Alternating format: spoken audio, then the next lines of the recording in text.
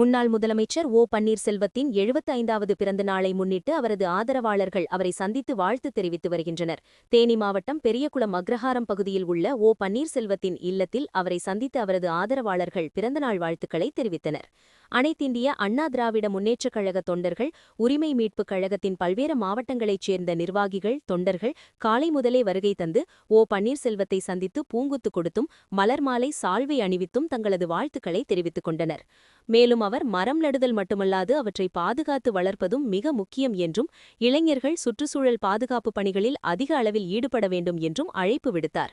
புதிய பொறுப்பேற்ற நிர்வாகிகளும் பசுமை டிரஸ்ட் குழுவினரும் இணைந்து எதிர்காலத்தில் சமூக நலன் மற்றும் சுற்றுச்சூழல் பாதுகாப்பு தொடர்பான விழிப்புணர்வு நிகழ்ச்சிகளை நடத்த தீர்மானித்தனர். நிகழ்ச்சி உற்சாகமாகவும் ஒற்றுமை உணர்வுடனும் நடைபெற்று இளையவேந்தர் பேரவையின் வளர்ச்சிக்கான புதிய பாதையை வகுத்ததாக கலந்து கொண்டோர் தெரிவித்தனர்.